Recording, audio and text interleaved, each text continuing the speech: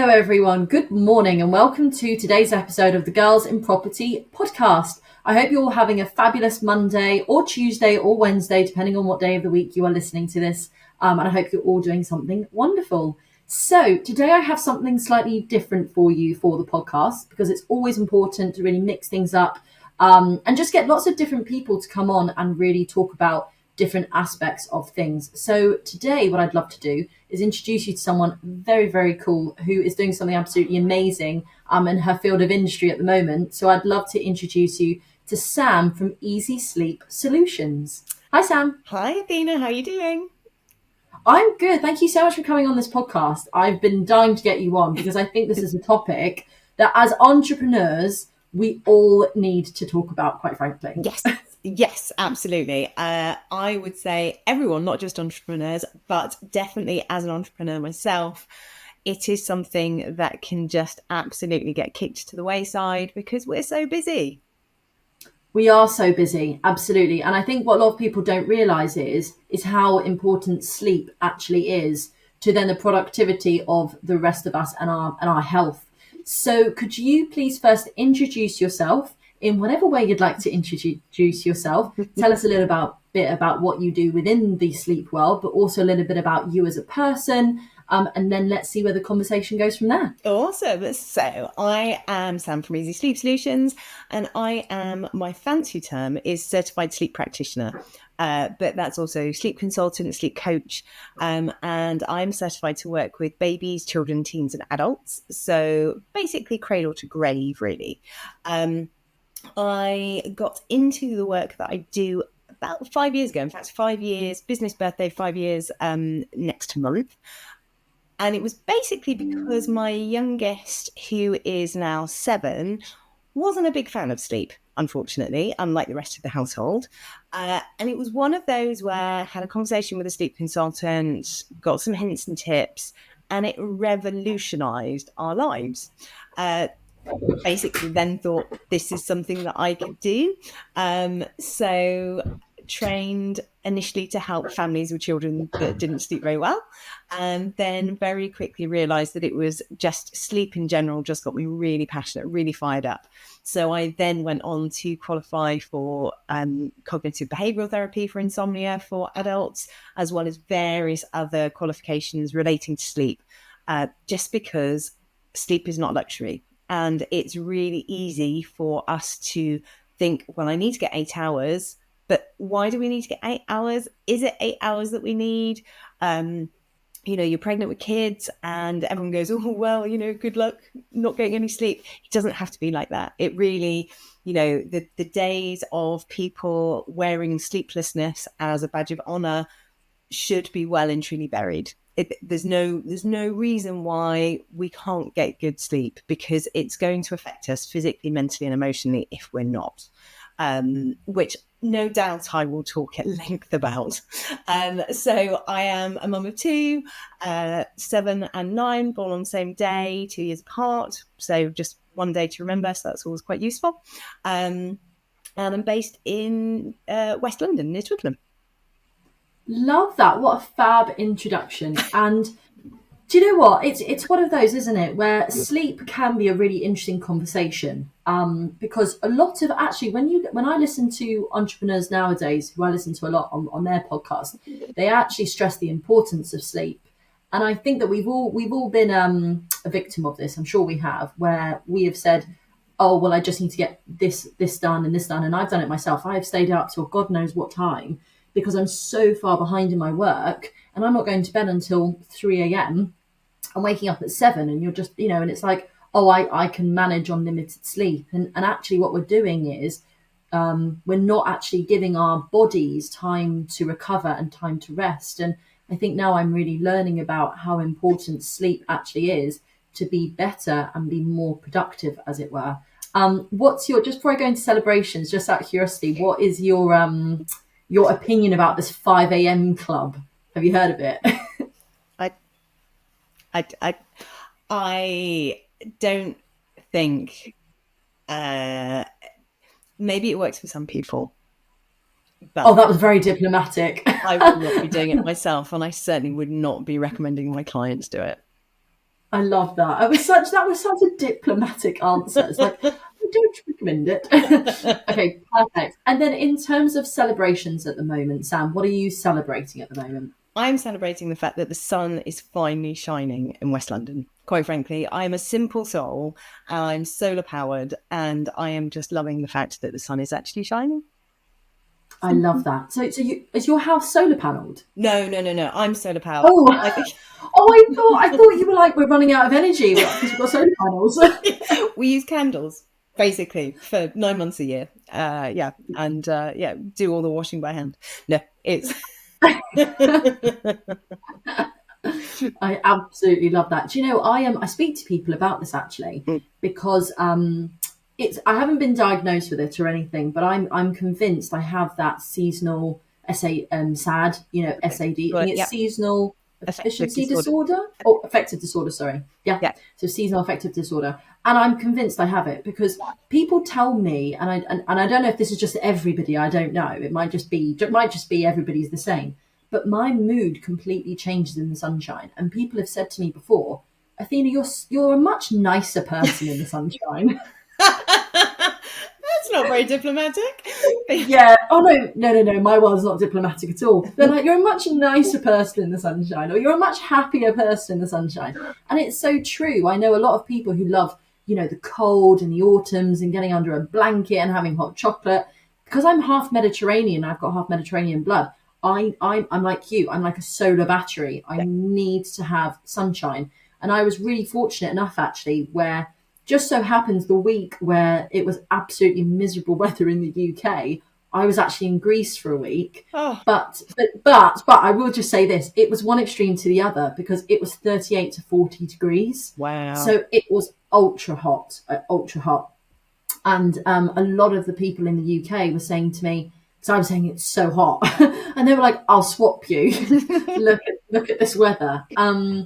So sunshine is a wonderful thing to celebrate, and I think should be celebrated. Yeah. And I look forward to having more of it. And I think actually, a lot of people, you will notice, if I pop to the supermarket later, everyone's in a far better mood. People smile, they say hello. Just generally, people's mood improves when the sun is out, as opposed to when you're there dripping wet and, everything just becomes a bit of a bun fight everywhere. And, even when you're driving, people aren't as polite, they're not going to let you out and, just all of it. So, yeah, sunshine all the way. I feel like people have been very, very British recently talking about the weather. Oh, yeah. Yeah. Yeah. Yeah. Definitely. I love that. And then what am I celebrating? So what I'm celebrating is today is actually because I will have recorded this episode about a week before it actually comes out. So I'm celebrating the fact that today the Girls in Property YouTube actually launched, which is absolutely massive. People have been telling me that I need to get on different platforms for so long. They're like, there's only so far Instagram and Girls in Property will take you. Instagram and Facebook will take you for Girls in Property. And now I've decided to go onto YouTube. So what's going to be amazing is the fact that if people actually want to listen to this podcast, they can also see us having the conversation as well. Oh yeah, Sam, I should have told you were going to be on camera. So they can literally watch us. And what I've always wanted for Girls in Property, and people have said this to me in messages, and I really want it to go even further than that.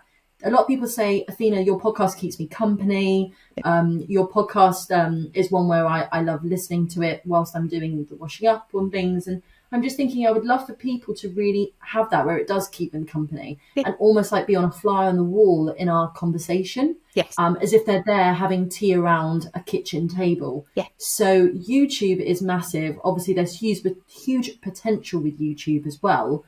So that launches today. We're going to be doing it where we're going to be releasing episodes every other day and shorts and reels. And then what we're doing is every Thursday, we're going to be doing throwback episodes as well. So to the older episodes, because the older ones we've got as well. So it's going to have a bit of the new vibes, a bit of the old vibes, and just good vibes all around. So I'm going to celebrate the launch of YouTube. Awesome. That's very exciting. Yay. Okay, Sam. So sleep. Yes. Let's talk about sleep. Yes. Yes. Okay. So First and foremost, so just to go back and reiterate what you said before and how you actually became a sleep practitioner, as it were. So, was it to do with the fact that your children weren't sleeping? Is that how it came about? Do you want to just go back over that again? Yeah, so basically, because my eldest slept like an absolute dream, pun intended, um, but my youngest just didn't. She would be awake for hours every night, and it was very much a case of I just thought, well, because her sister slept so well, it's just calmer. You can't have two kids that are going to sleep well, um, but kind of then realized, I hadn't wanted to bother contacting a sleep consultant because I had friends whose baby was waking every 20 minutes and things like that. So it was like, well, they're the ones that have a real problem. They're the ones that really need the help. I know she's going to be awake between 2 and 4 every night, so I can plan my day accordingly, my night accordingly. But I wasn't, that was just foolish, really. Actually, there was a really big problem, and it was impacting her development as well. She was just too tired to do stuff, and it really sort of had this knock-on effect on the whole family. So once she started to sleep well, everyone starts to sleep well, and life just becomes a lot happier, really. It does affect us physically, mentally, and emotionally if we're not getting enough sleep. So, relationships suffer. Trying to work. I mean, I was trying to do my dissertation for my psychology degree, and literally just downing coffee just to try and stay awake and try to power through it. Had I known then what I know now, I would have just nipped it in the bud and got it sorted long before. And there's no shame in saying that there's a problem, because actually we all, I read something this morning that something like 9 in 10 people in the UK have a difficulty with sleep at some point. That's massive. That's 90% of the population. And yet, so many of us just think, oh, well, it's okay. This is just how it's got to be. And like you were saying, yes, absolutely. There are times, and I put my hand up, there are times that I will burn midnight oil just to get something done. I've got these 5-day sleep academies. When I was creating them, I publicized that they were going to be available on a certain date, and it was just me doing it. So there were late nights getting it done. However, it was a really short period of time, and I knew that that's what I needed to do. Whereas if we are consistently feeling like we're having to work late every night, then we maybe need to take a step back and realize that, maybe things aren't working quite the way that we want them to, because cognitively we're not as sharp when we've not slept. So we then are more likely to make mistakes. We push off the things that are hard, cognitively difficult for us to do. We push those back. They get further down the to-do list. You finally do it, but you don't do it very well. And it's just this really vicious cycle that actually, if you can kind of press pause, get some sleep, and then come back to it, you may find that you don't have to work those long hours, because the hours that you do want to work, you're more productive. So I'm not saying that it's going to revolutionize your business by getting sleep, but it's certainly going to help. Just making sure that you're well rested. And as I say, then if we're not sleeping well, our relationships suffer. I know certainly, because I've suffered with insomnia at various times as well. And I know when I'm really sleep deprived, the last thing I want to do is go out and meet someone at 9 o'clock at night. I mean, now I'm quite happy to just admit that, no, actually, sorry, I'm in my PJs by then. I'll have a video call with you, or, if you spring it on me, then maybe I'll do it. But if you give me more than a week's notice, I will find an excuse not to come out at 9 o'clock. Because I'm miserable. But, I think we basically just need to think about how that lack of sleep is affecting us, because we aren't the people that we want to be. Much like, a conversation about the sunshine, we're nicer people when the sun shines, but we're also nicer people when we've had a good night's sleep as well. Oh, 100%, absolutely. And do you ever have it where people come to you, and I'm sure that the listeners will relate to this because this definitely happens to me, and I don't know if other listeners have this, where you'll be really tired, like really, really tired. Your eyes will be heavy, and you're like, right, I need to go to bed. This is what I need to do. And then you'll brush your teeth and you'll lie down. And suddenly, as soon as you lie down, you have 1,000 thoughts running through your brain. And you literally say to yourself, please stop talking. Please let me go to sleep. I thought you were tired. And it's almost like suddenly, now that you've told yourself it's time to go to sleep, suddenly you're like, oh, I didn't write that down, and that needs to be done tomorrow, and that needs to be done next week. And then suddenly you're, what, an hour and a half later, and you're still not asleep. You know, have you ever heard people say that to you? It happens to me as well. It happens to the best of us. I mean, any person in sleep will say the same thing. No one sleeps well every single night. So I have that. I mean, I slept really well last night, thankfully, especially now that I know this has been recorded. But, no one sleeps well every single night. And stress is probably one of the main things that keeps us awake these days. And things like that, where you are so tired, like physically, mentally, the whole thing. But once you're in bed, you don't have that other stimulus of, oh, I'll just sort the dishwasher out. Oh, I'll just do this. I'll just do this. And then suddenly it's just almost your brain's permission to kind of, okay, we're going to open the floodgates now, and we're just going to think about absolutely everything.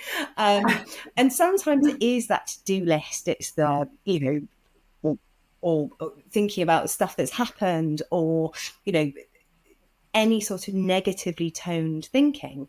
But equally, it can be positive stuff. It can be exciting stuff that then keeps you awake as well. I think often we can kind of presume that it's going to be stress and it's going to be negativity. And when we talk about mental health, we tend to think of poor mental health, but it can be good mental health as well. I mean, I know that I've had, weeks previously where I've not been able to sleep because I'm really excited about a project, or, something that's going on, going on holiday, or, and it's stuff like that. It's not just the negative stuff that keeps us awake. It can be positive stuff as well, but it can still keep you awake. So if you are at a particularly, you haven't asked me for a fix for this, but I'm going to give it to you anyway. I love it. Keep going. If you are going through a phase where things are incredibly busy, to-do lists are a really, really good idea. Pen and paper next to the bed is always a really, really good idea. Try not to use your phone to put notes on, because with the best will in the world, you are then likely to get sucked in, and you're then likely to start looking at other things, and that hour and a half then becomes 3 hours and whatever. So pen and paper next to the bed. I have Alexis. I can't say it too loudly because there's one in the room. So I have a to-do list on there. So sometimes if I can't even be bothered to write it down, I'll just be, in that name, put this on the to-do list. So, things like that, just trying to get it out of your head is going to help, because we all know what it's like when, oh, no, it's all right, I remember that in the morning. No, it's fine. And you laid there and it's like a mantra, and eventually you fall asleep, and then you wake up thinking, oh, jeez, what was it? This happened to me about 3 weeks ago, and I still cannot remember what that mantra was that got me to sleep. Oh, that's so infuriating. It obviously can't have been anything too important, because I've not had a phone call from school or, tax office or anything like that. So I presume it's all good. Do you know what? I absolutely love that. And I actually do what you just said. So I have to write things down. And I've been that person where I've even got out of bed to go into the other room where my notebook is to write that thing down, because it's almost like, for me, it's like a release. Yeah. I'm like, okay, you can forget that now. Yeah. It's written down. Yeah. The person, the future Athena can worry about that in the morning. Time to rest. Yeah. We must talk about the sort of that age old, what could be, some people feel, evil character by our bed, which is the mobile phone, which we must discuss. Yep. So what is your opinion about people who use their mobile phones before going to bed? So it used to be sort of 10 years ago or so, there was research that suggested that it was the blue light that impacted sleep. So very brief science lesson. Basically, the light in the sky is more of a bluer hue first thing in the morning, and then it gets closer to the red spectrum throughout the day. So the idea was that the blue light from screens mimicked that early morning, and so they thought that it confused our brains. Our brains are expecting it to be darker. If it's going to be light, it's going to be a red light. And so our brains then are going, wait a second, I don't quite know what's going on here. I think maybe it's morning, but it's not morning. So anyway, so that's what the blue light thing was. The thing is, if you think about the size of your phone compared to the size of the sky, even in a city, the amount of lux, which is what they measure light in, is going to be different based on a phone which is tens, hundreds of lux compared to tens of thousands of lux from the sky, depending on how cloudy it is. So we do know now that, and this research is constantly evolving, it's constantly changing. So when it comes to the blue light, it's not such an issue. So if you want to watch TV or whatever, that's absolutely fine. Actually, what makes a difference is that interaction with that technology. So if you are looking through YouTube, obviously your podcast doesn't count because, that's okay. Of course. Of course. But yeah, if you are scrolling through and you're interacting, not only are you thinking about what you're watching, you're then thinking about what you're going to watch next, or maybe it makes you think about other things, and so it's the interaction that is an issue with sleep as opposed to the actual blue light from screens. So I generally say to people, try not to use a mobile about an hour before bed if you can. Depends on what you're using it for. So I read books on my phone. So if I am going to read that in bed, I make sure that I don't get distracted and start clicking on lots of other stuff. I put it on nighttime mode so I then don't get the notifications and things like that. We also, especially if you're struggling with your sleep, you don't really want to make that connection between lying in bed and scrolling and being interactive and stimulated while you're laying in bed. We want our brain to make that connection that our bed is for sex and sleep. That's it, really, not for mindlessly scrolling through Facebook, looking at, holiday photos from that school friend that we never really liked very much anyway.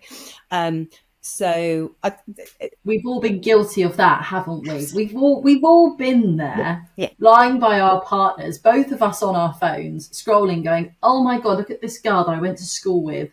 yeah. We've all been there. Yep. Come on, ladies, we know we have. Yeah, absolutely. So, so really it's to do with the interaction. So I would say try not to interact with it within about an hour or so, depending on what you're doing.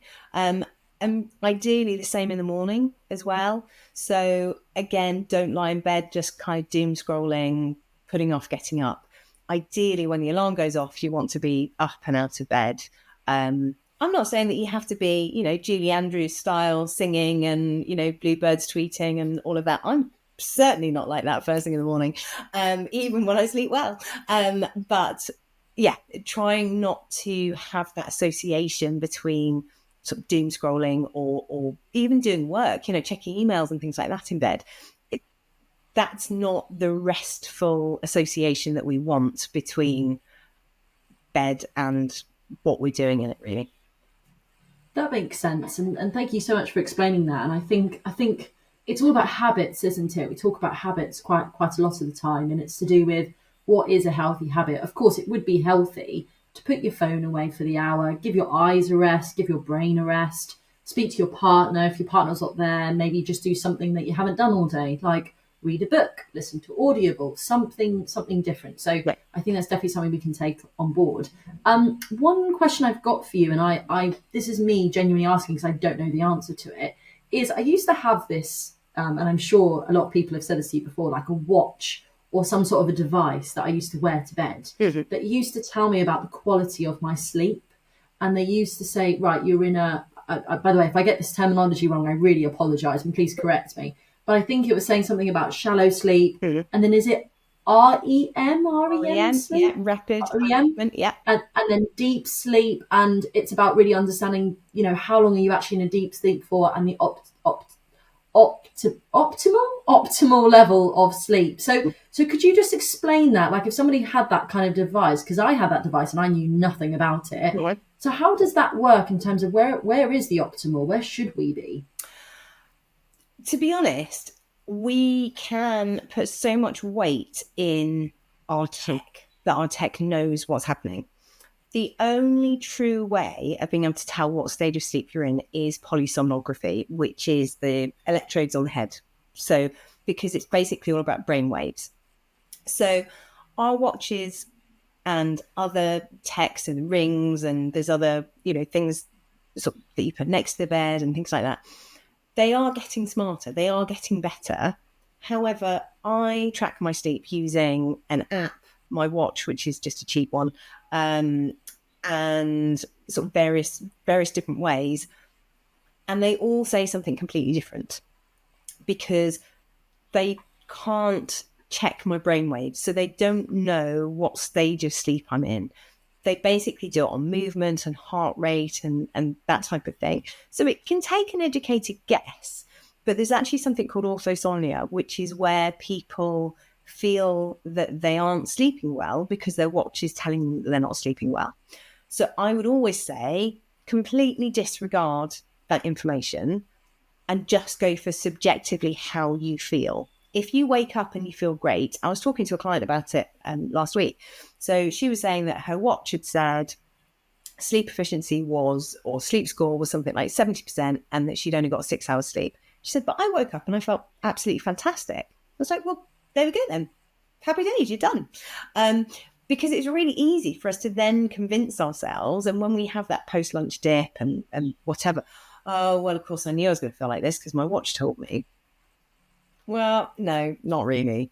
So I think it's, I I will use that data when I'm working with clients one-to-one, but I ask them to also give me that subjective data as well. So what time do you think you fell asleep? If you woke during the night, any ideas of roughly how long it was for?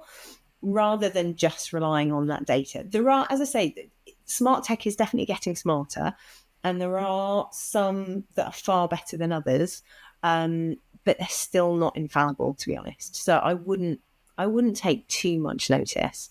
Yeah. No, that makes sense. If somebody say did, because a lot of people do still use this technology, they Mhm. do naturally. I know a lot of people that do. Mhm. If you were going to recommend one that, okay, not to rely on 100%, but to be semi-accurate, which app would you suggest is one of sort of the best apps to use to sort of track sleep?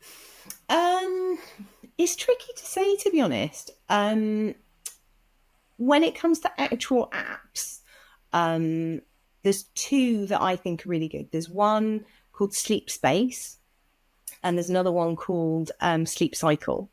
And they both, the sort of sleep professors that are involved in those are really good. They really know their stuff. So the tech um, demonstrates their knowledge, really. So they tend to be quite good. So that is a case of either having it on the pillow next to you or next to the bed. But again, they're not infallible. So take it with a pinch of salt, but they do tend to be quite good. I think when it comes to watches, one of the Fitbits is supposed to be quite good. I think possibly one of the Garmin's as well are quite good.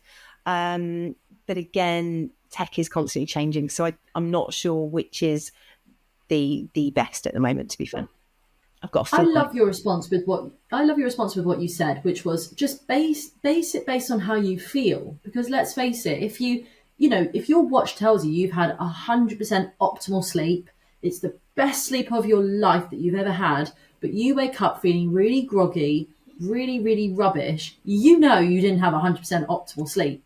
Whereas if you wake up like your client did, saying, I feel really good, I feel like I had a good sleep, and it was only 70%, it doesn't matter because you feel great, and that's all that matters. Yeah. I'm just trying to think because sometimes we can all struggle with sleep, and you're absolutely right. One night you'll have an amazing sleep, one night it won't be so great. If you could give your let's go with top three tips or three top tips for somebody who not so much suffers with sleep, but ever so often just doesn't have as good a quality sleep as others, what could be your top three tips you would give them to try their best to have that? I would say probably top one would be think about what you're eating and drinking and when you're eating and drinking it. So absolutely not saying don't have alcohol and don't have caffeine. I have both. So I'd be an absolute hypocrite if I said don't have either. But both do impact our sleep. So caffeine basically blocks the receptors in our brain that tells us that we're tired. So we're tired. The chemical that is responsible for that feeling of tiredness is still there. It's still building, but the message doesn't get through. So it can take about 10 hours for caffeine to come out of our system. So if you're having a cup of coffee after dinner at 7 o'clock, you're probably still going to have it in your system early hours of the morning. So just think about the timings of caffeine and things like that. Alcohol as well, that really impacts our sleep. With the different sleep stages and things, it messes up the architecture. So we can feel that, have a glass of wine and it helps me fall asleep. But it's basically a sedative effect. So although we are asleep, it's not good quality sleep. I've never heard of anyone that says, oh, well, I actually had a really bad night's sleep last night. So tonight I'm going to go to A&E and ask them to just give me a sedative because, just a quick dose, that's all. So that's essentially what we're doing. If we self-medicate, especially with regards to sleep, with alcohol, that's basically what we're doing. And our tolerance then builds to alcohol as well. When alcohol leaves our system, it messes with our body temperature as well. And our body temperature has a really close link to our circadian rhythm timing, so our natural body clock timings. So ideally, we want our body temperature to be lower overnight. It gets to its lowest around about 4 o'clock. So depending on how much alcohol you've had, if it then is bringing your body temperature up, it's then going to mean that your sleep is more fitful because of that, as well as various other correlations and things with alcohol and sleep. So absolutely not saying don't drink alcohol, just think about when you're having it, how much you're having. And, if you are going to have a few bevies, do it, but just know that you're probably going to have a really crap night's sleep.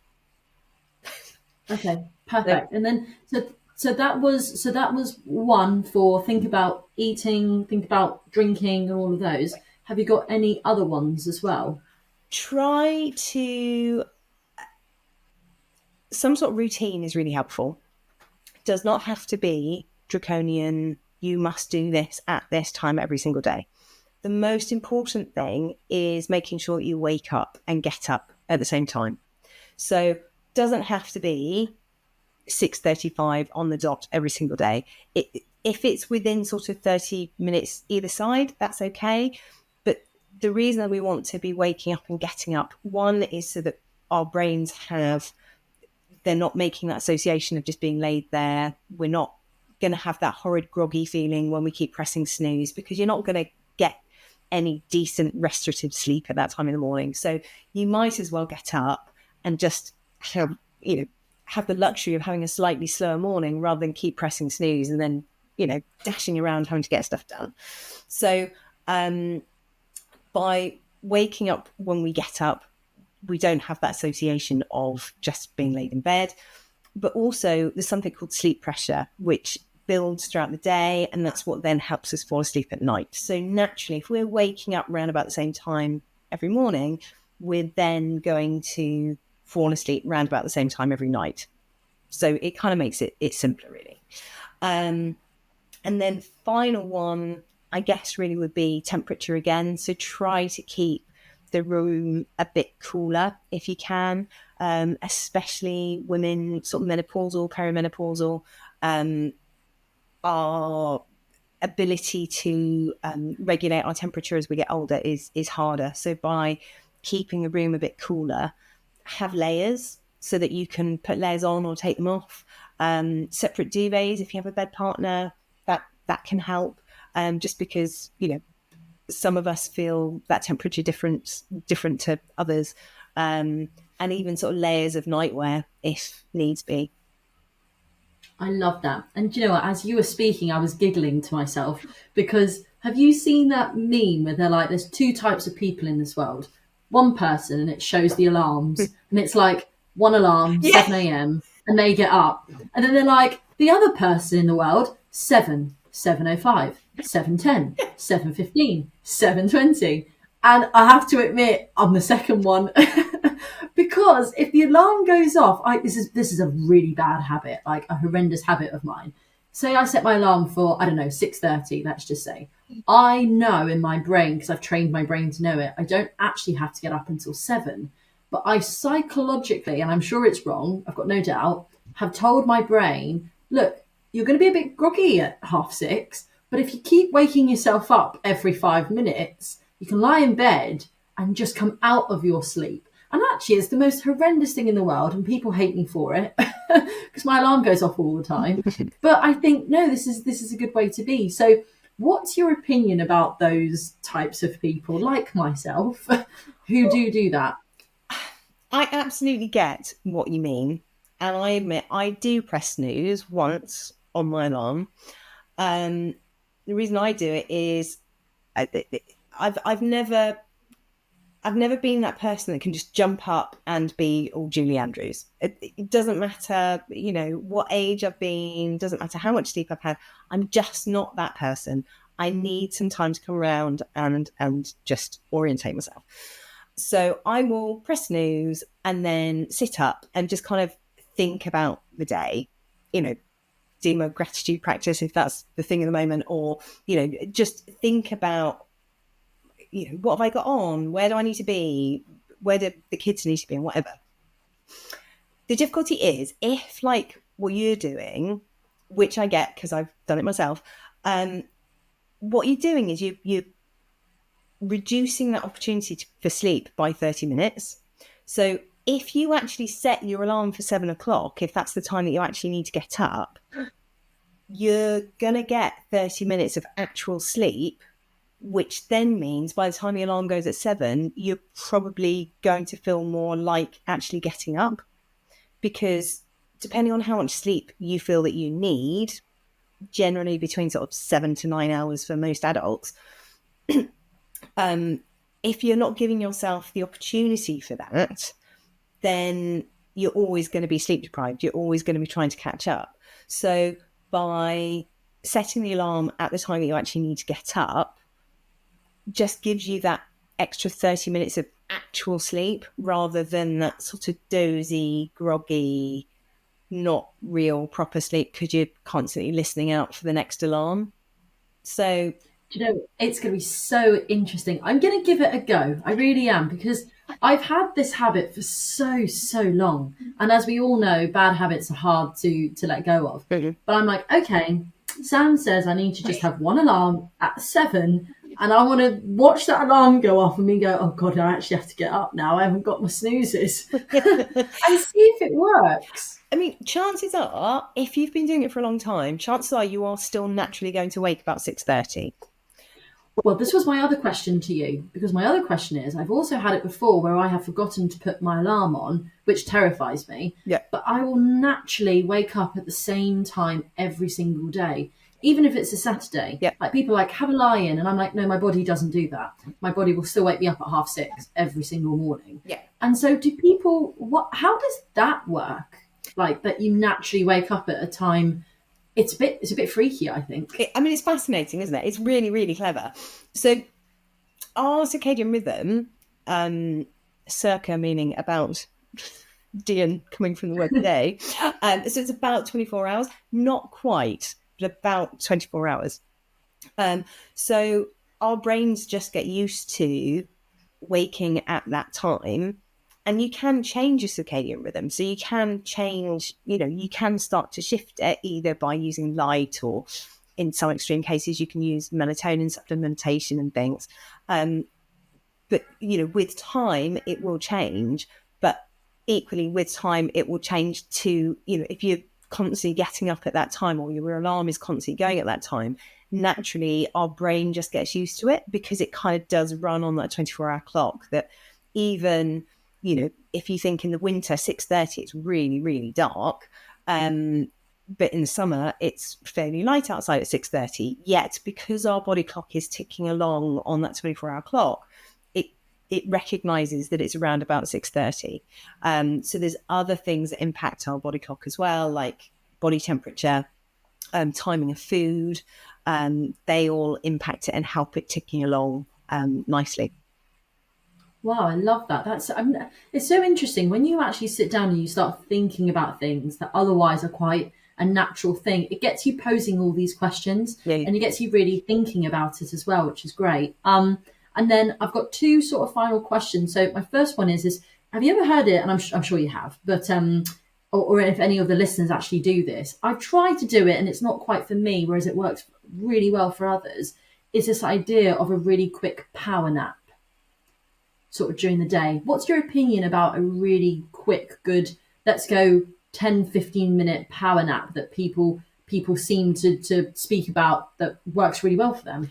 So research suggests a 10-minute power nap is going to improve your cognitive functioning for 3 hours afterwards. So absolutely, a power nap can be really useful. The difficulty is, if you're sleeping well every night, you probably shouldn't really need it. And the difficulty is, if you are consistently having naps, then that is then going to impact your nighttime sleep. And also, 10 minutes is the optimum, but it's really hard to police that, because you need to allow that time. You need to allow sort of 15-ish minutes for you to fall asleep, but you also don't want to get into too deep a sleep, because otherwise that's when you get that horrid groggy sleep inertia feeling, which, I think we can all agree, you get that and you just think, well, that was a complete waste of time actually having a nap, because I actually feel worse than I did before. I could have just powered through. So naps can be really good. They can be really helpful, but it's all about the timing. So it's making sure that you're not having it too late in the day, even if it's 10 minutes. You don't want to, that sleep pressure that I was talking about earlier on, by having a nap, you're reducing that sleep pressure. So then by the time nighttime comes, you don't have as much to help you fall asleep. So they absolutely have benefit, but just try not to rely on it too much, I guess. So maybe like a half an hour power nap, something like that. That's too long? That would be too long, because if you are so tired that you feel that you need a nap, you're then likely to go into deep sleep. And I know I haven't talked about stages of sleep, but you're then likely to go into deep sleep. And then when the alarm wakes you, that's when you get that grogginess. Which I've had before, definitely. Yeah. It's always when I'm on the couch, probably watching a really, really rubbish program like Come Dine With Me or Coach Trip or something. Yeah. And I fall asleep, and then I wake up and I feel so groggy. Yeah. So groggy, and I think, oh no, I shouldn't have fallen asleep. But I actually know quite a few people, interestingly enough, who they have naps every single day. I know that for a fact. That's their thing. They definitely nap in the afternoon. Yep. And actually, when I go round to their house, they manage to convince me to nap as well. It's quite nice. We all just nap. It's quite a nice thing. But yeah, it's a really interesting one, isn't it? And do you know, I definitely think this is a personal subject. Yes, I think absolutely. it's very much what works for one person doesn't need to work for another. Yeah. For me personally, if I was to nap, it wouldn't work for me. First of all, I haven't got time to nap. But second of all, I wouldn't then be able to sleep. Yeah. I think I'm good in terms of making my body realise, okay, now it's time to sleep. Yeah. Is this what we're meant to be doing? And I think if you're not having any issues overnight, with your overnight sleep, and you are napping, cool, do it. There's a reason why we have that. They call it post-lunch dip, and everyone presumes it's because you've had lunch and you're just a bit full. It's not. It's evolutionary. When you think about siestas and things like that, it's usually round about the time that we would have had a siesta. But because we don't do that anymore, our circadian rhythm is just a bit slow, kind of picking up on it. So, we evolved by probably having naps. And if you look within the sleep world, it's quite a contentious issue. Lots of people say different things. So I kind of sit on the fence and say, well, look, if it's not impacting your nighttime sleep and you feel that it works for you, then great, do it. I will sometimes have one for whatever reason, if I know that I'm going to be out late in the evening or whatever. But yeah, it's purely personal. But I really like that, Sam. I like your approach to things where you're not trying to force your thoughts and your opinions about what you think will work for a person onto them. Mm. You're very much coming from a place of asking more questions. Like, well, if you were to do it, does it impact your sleep in the evening? If not, it doesn't matter. It's like, well, what works for you? And I really, really like your approach in that. Mm. And you're all about how it feels as opposed to just the science. I can imagine a lot of people in your world just getting really hung up on the science of it and spending less time actually thinking about the feeling behind it. So I really like that approach. Yeah. Yeah. I mean, basically, our sleep is as individual as we are. And I learned quite quickly working with families that, I can say to you what your child's sleep should look like, at such and such an age, they should be sleeping this amount of. But actually, do you know what? That doesn't always work for everyone. Culturally, it doesn't work. Just generally, timings within families, it doesn't work. So I learned quite quickly that actually there is no right and wrong as long as you're doing what works for you. And as long as you are getting a decent amount of sleep, then crack on, basically. I love that. And that leads me perfectly into my final question for you, which is we've got a lot of mums and dads who listen to this podcast. Mhm. And I'm personally not a mum, but I want to make sure I definitely ask this question, which is around, you mentioned the fact that, of course, your first daughter, when she came along, she had, for whatever reason, she had great sleep, perfect sleep. Mhm. And then was it your second daughter Yep. then came along, Yep. and it was the opposite of that. Now, I'm going to assume and imagine that they were raised in a very similar way, so there wasn't too much distortion there, as it were. So, what do you think was the reason why, your second daughter had this, and how did you actually manage to learn and overcome that and then help her to get back on the right track?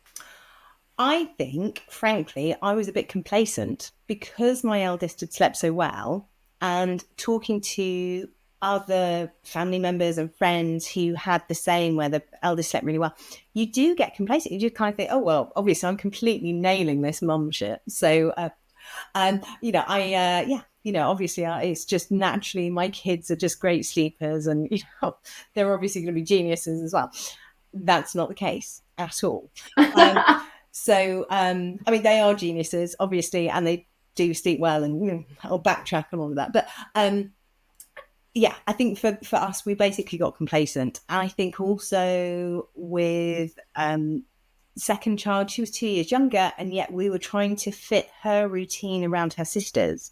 Whereas actually, maybe we should have done it the other way around. We maybe should have treated them as the individuals that they are, treated their sleep schedules as the unique schedules that they are, and try to then sort of compromise somewhere, rather than just, oh, well, this worked for eldest, so it's obviously going to work for youngest, and it didn't.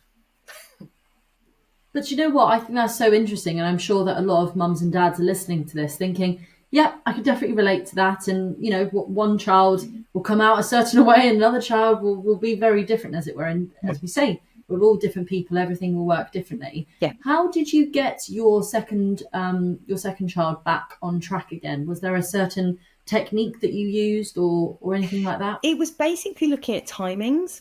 So the timings were wrong. So the poor little love was just chronically sleep deprived because we were trying to fit her. It was, round peg in a square hole or other way around. Yeah. We were trying to fit her to her sister's timings. And with there being 2 years difference, those first 2 years, it's a huge amount of difference in the sleep needs and the amount of time that they can be awake and things like that. So it basically just came down to timings and how we were reacting to her overnight. I was completely resigned to the fact that I had to get up with her and whatever.